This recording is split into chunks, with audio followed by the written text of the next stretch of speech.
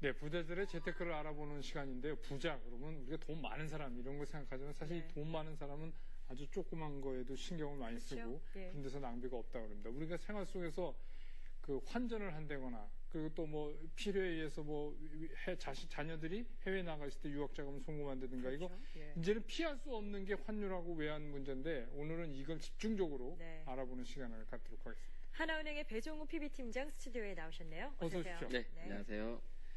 우리가 이제 매일 뉴스에서도 환율 뭐 얘기하고 뭐 환율이 얼마다, 뭐 환율이 올랐다, 떨어졌다. 네. 그런데 또 뭐 원화가 강세다, 하락세다. 이게 반대의 개념이라 이것도 헷갈리고 네. 환율에 대해서 우선 좀 정리가 필요할 것 같습니다. 네.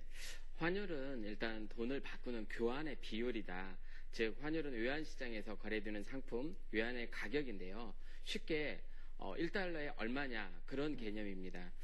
지금 모든 은행들에서 여름철 성수기를 맞아서 해외 여행이랄지 해외 송금을 많이 하게 되는데요. 이럴 때 많은 은행들이 거래 금액에 따라서 약 70%까지 우대해 주는 곳도 있고요. 네. 또 상품을 갖다가 2인 이상이 환전을 했을 경우에는 80%까지 우대해 주는 곳도 있고요.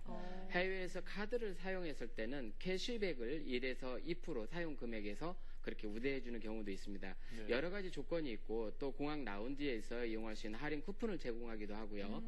면세점에서 할인 쿠폰도 제공하기 때문에 여러 가지 조건을 다 살펴보고 난 뒤에 환전을 하시는 것이 상당히 유리하다 이렇게 할 수 있습니다. 전 그거 여태 몰랐으니 부자 예. 되기 아직 멀었습니다. 정말 많은 그 우대 조건이 있는데요. 그렇게 하면서까지 네. 이 송금하는 이 고객들 또 환전하는 고객들을 유치하려는 이유가 뭘까요? 예. 방학을 맞아서 해외 유학생 자녀들도 들어오고 또 국내에서 해외 여행을 하시는 분들도 많이 계시고 또 송금도 많이 이렇게 하고 그러는데요. 기존의 고객을 유치하는 것도 있고 유지할 수 있는 그런 서비스 제공하는 측면도 있지만 실질적으로 전략적으로 환율을 우대를 하면서 자기 은행으로 영업을 갖다 확대하려는 그런 이유도 있고요. 또 환율은 매매 기준율하고 전신한 매도율하고 매입률의 그 차이를 가지고 우대를 해주는 겁니다. 네. 지금 은행에 가보면 이렇게 쭉 써 있어요. 네. 그래서 지금 말씀하신 것처럼 기준 환율이 있고 네. 전실한 매입률, 매도율, 현찰, 매입률, 매도율. 이게 네. 뭐 너무 많으니까 잘 모르겠는데 우리가 달러가 필요해서 은행 가서 달러를 사면은 뭘 기준으로 하는 거죠? 네. 어떻게 보면은, 이렇게 언뜻 보면은 내가 달러가 필요해서 은행에 창구에 갔는데 창구에서 달러가 필요해서 돈을 달라고 하니까 현찰을 매입하니까 네. 고객 입장에서 이거 매입률 아니냐 이렇게 생각하실 수가 있는데 네. 실질적으로는 현찰 매도율을 적용합니다. 은행 입장에서 우리 예. 이거 이만큼에 팝니다 이 얘기군요. 네, 그래서 고객 입장이 아니라 판매하는 은행의 입장이기 때문에 현찰 매도율을 적용하고 그 매도율하고 전신한 기준율하고 차이가 보통 한 20원 정도가 한 20원, 21원 이렇게 차이가 나는데 네. 20원 정도가 차이가 났을 때 거기서 80% 우대를 하면 16원 정도를 우대받는 그런 개념입니다. 네. 매매 기준율과의 이 환전 차이가 있는 게 바로 수수료로 저희가 알고 있거든요. 네. 수수료 이야기를 좀 해볼까요? 예. 환전 수수료는 우리가 의화를 갖다가 해외에서 들여올 때 여러 가지 항공 비용이랄지 또 용역업체, 경비 보안업체, 또 국내에서 안전하게 이동을 해야 되고 또 모든 은행들이 달러를 다 외화를 보유하고 있어야만이 그때그때 고객의 니즈에 맞게 빨리 손쉽게 환전을 해줄 수가 있는데요. 그때 비용들이 만약에 외화를 과다하게 보유를 하게 되면 자본 비용도 발생하게 됩니다. 네. 그래서 은행은 기준율하고 현찰하고 전신환하고 구분해서 거기에 상황에 맞게 환율의 그 차익이 갭이 있다는 거죠. 네. 그 우리가 이제 뭐 TV나 이렇게 해서 이제 뉴스 마감할 때 저희 네. 프로에서도 알려드리지만 오늘 뭐 환율이 어떻게 됐습니다. 이런데 네. 이제 여행 시즌이니까 여행 가시는 분들이 달러가 필요하게 되니까 이게 언제 바꾸지? 뭐 이렇게 네, 얘기 네. 되는데 어떻게 네. 해야 됩니까?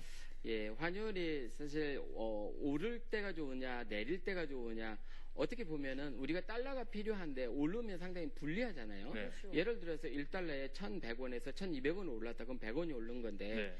달러를 가지고 지금과 같이 우리나라가 뭐 중국이나 동남아 지역에는 요즘 한국 돈도 많이 사용을 하기는 하지만 일단은 위화를 바꾸는 입장에서는 환율이 오르면 상당히 불리한 달러가 필요하신 분들한테는 불리한 역할을 하게 되겠죠.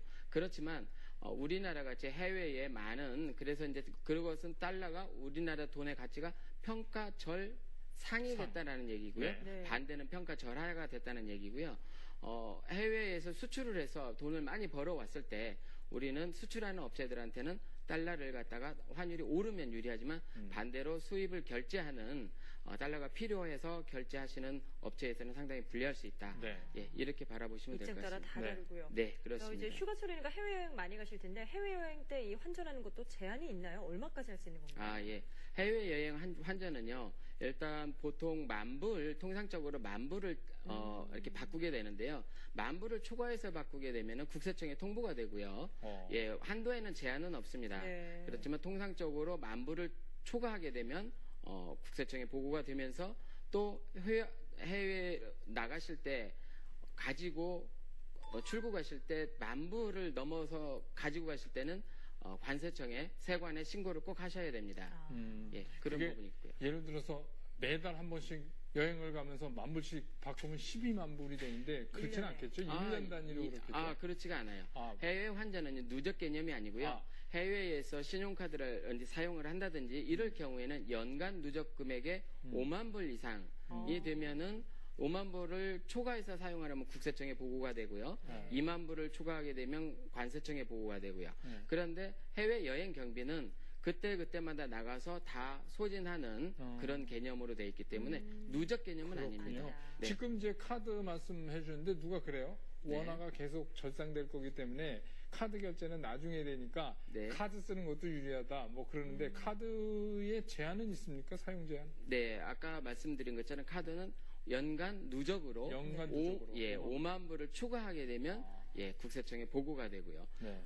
또 이런 것도 있습니다. 해외에서 직불카드나 신용카드로 현찰을 뺏어 쓸 수가 있는데 네. 현금을 뺏었을 때 그것도 연간입니다. 연간을 2만 불을 초과해서 사용하게 되면은 국세청에 통보가 되고요. 만 불 초과 시에는 관세청에 통보가 됩니다.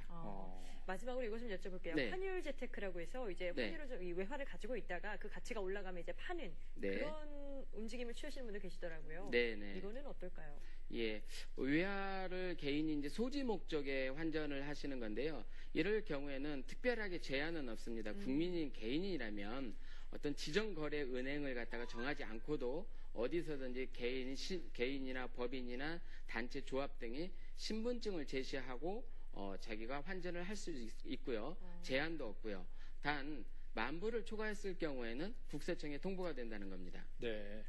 국세청에 통보가 되는 이제 경우가. 해외 네. 체제비나 또 유학 경비 이거 신경들 많이 쓰신데 그거 네. 제한은 또 어떻게 돼 있습니까? 해외 체제비는 우리가 상용 공무 문화 네. 그걸로 인해서 30일 이상 외국에 체류할 때 그게 체제비고요. 네. 6개월 이상 공부하러 유학 연수 수학을 하러 갔을 때는 해외 유학 경비로 지급을 하게 되는데요.